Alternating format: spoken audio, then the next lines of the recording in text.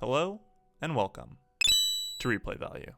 Haikyuu does a great job of giving Karasuno opponents backstory and characters that are as likable, in most cases, and as quirky as Karasuno's. Many fans of the series love schools like Fukurodani and Seijo, and it's not hard to see why Kuro or Aone would be fan favorites. But for the most part, we learn about these teams and their players through flashbacks or small dialogue moments. And while perspective may shift to the opponents for a point or two, it rarely sticks with them for long. Episode 16 of the first season, Winners and Losers, is an exception to this, where the first 2/3 of the episode sticks us with Tokonami in their match against Karasuno, with some moments of the Karasuno girls team in their match as well. And this narrative focus allows for a deeper understanding about not only Ikedri and Michimiya, but gives us insight into how influential Daichi is on those around him, and in a moment of almost meta commentary, a great look into the reality of the fictitious work. Right off the bat, we start the episode off from Seijo's perspective, as the coaches and players talk about how the team has grown and how the new additions, Nishinoya, Azumane, and Ukai, have improved the team for the better. From there, we join Tokonami in the huddle,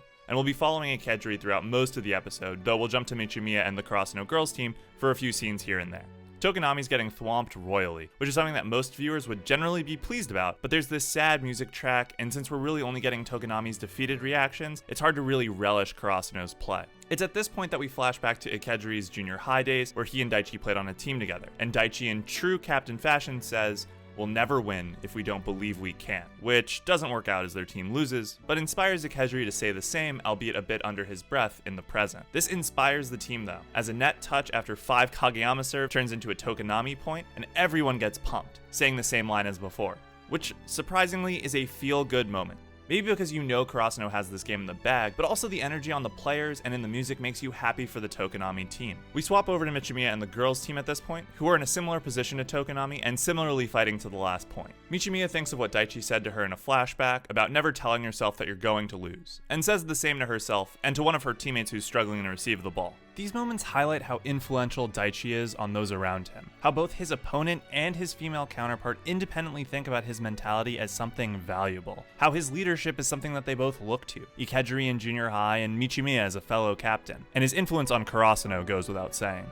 As far as great character moments, this stands as one of my favorites of Daichi's, and goes to show the value of how characters perceiving another character is as good a characterization technique as any of the other ones in the book. Both Tokonami boys and Karasuno girls are down to match point, and we watch Ikedri and Michimiya try to keep the ball in play, but ultimately lose, Daichi hitting the final point to win the match, 25-14. Ikedri has gone one step farther compared to his loss in junior high, as that match ended 25-13.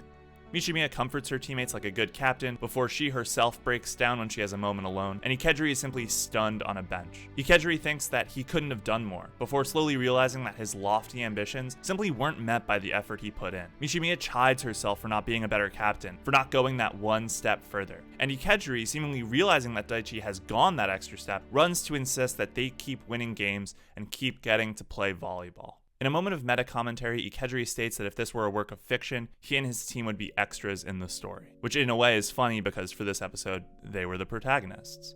And that thousands of players have their final seasons cut short. And we're treated to a montage of losses that plays for almost a full minute. It's a beautiful moment because in a work of fiction like this, it's easy to forget about the teams that are defeated on the way to achieving the protagonist's goals. Something that Haikyuu has consistently not forgotten across its 3 seasons, and even the unadapted manga chapters. But this episode is special in that a team that wouldn't otherwise be a notable match in Karasuno's tournament run is the focus for the episode, and the viewer is meant to feel something when Tokonami gets a spike in against Karasuno. And for those who have played sports or done competitive activities know the feeling that you could have tried harder, practiced more, studied more, so it speaks to that for the viewer as well. And as Ikedri walks away, Hinata stares at him.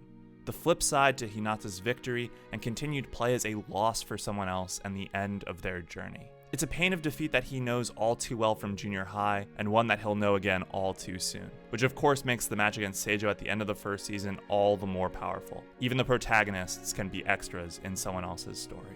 After that, we return to Karasuno prepping for the match against Date Tech, and Tokonami isn't brought up again. They disappear from the story entirely, as does the Karasuno girls team, though Michimiya and a few of the others show up to support the team later in the series. It's a small moment in the overall story.